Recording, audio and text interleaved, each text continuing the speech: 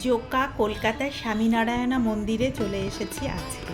অনেকদিন থেকে ইচ্ছে ছিল আসবার, সেটা আজকে সফল হলো।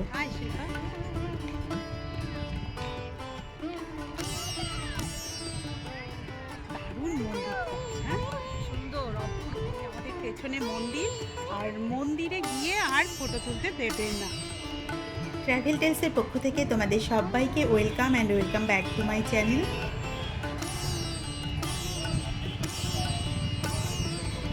এখানে আসাটা ভীষণ সহজ দেখলাম। একদম বড় রাস্তা, মেইন রাস্তাটার পাশেই হচ্ছে এই স্বামীনারায়ণা টেম্পল। তো সেই জন্য আসবার কোনো অসুবিধে হবে না কারোরই। আর এর ভিতরেই খুব সুন্দর কার পার্কিংয়ের ব্যবস্থা রয়েছে। তো চলো আমি চারিপাশটাই তোমাদের ঘুরিয়ে দেখাবো।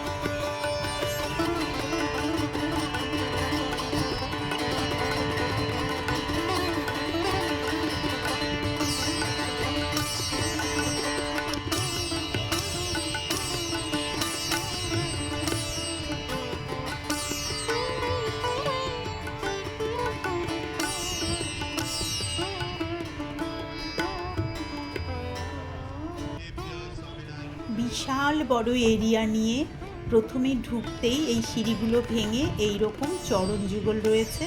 এটা মার্বেলের তৈরি করা, আর দুপাশে এত ছোট ছোট ছোট ছোট সুন্দর সুন্দর মন্দির এক সারি সারি রয়েছে।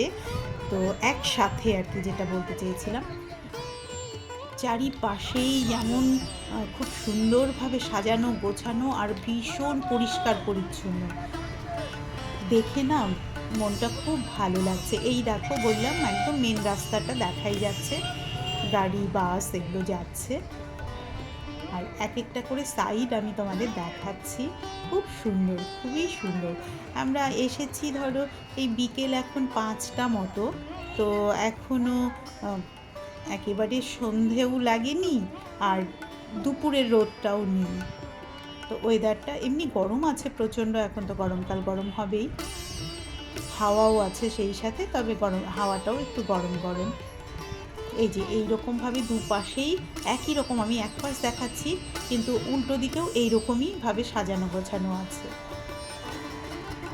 আর শুনেছি এর ভিতরেই রেস্টুরেন্টও আছে, সেখানেও যাব, তোমাদের দেখাবো।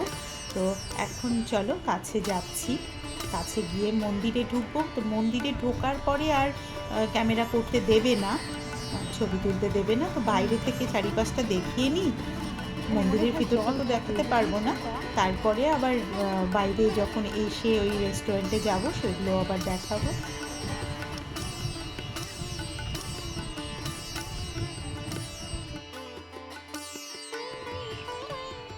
এই জায়গাটা আমার ভীষণ সুন্দর লাগছে, আর এত পরিষ্কার পরিচ্ছন্ন, এটা দেখেই ভীষণ ভালো লাগছে।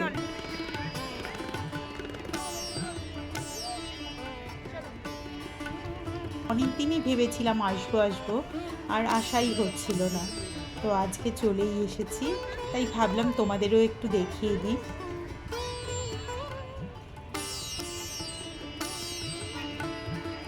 আমার এই বাংলা ট্র্যাভেল ব্লগগুলো তোমাদের ভালো লাগলে তোমাদের কাছে অনুরোধ রইল, আমার চ্যানেলটিকে সাবস্ক্রাইব করে নোটিফিকেশান বেল আইকনটি প্রেস করে রেখো।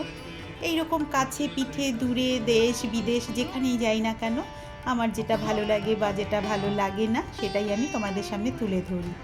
তাই আমার এই ব্লগগুলো দেখবার জন্য তোমাদের কাছে অনুরোধ রইল, চ্যানেলটিকে সাবস্ক্রাইব করে রেখো।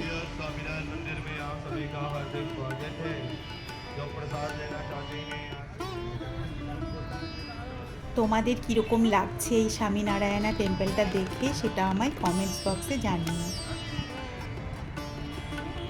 মন্দিরের ভেতরে বাইরের সিঁড়িগুলো দিয়ে প্রথমে ওপরতলাটা দেখে তারপর নিচতলা ঘুরে নিচতলা দিয়ে এক্সিট রয়েছে, তো বেরিয়ে এলাম।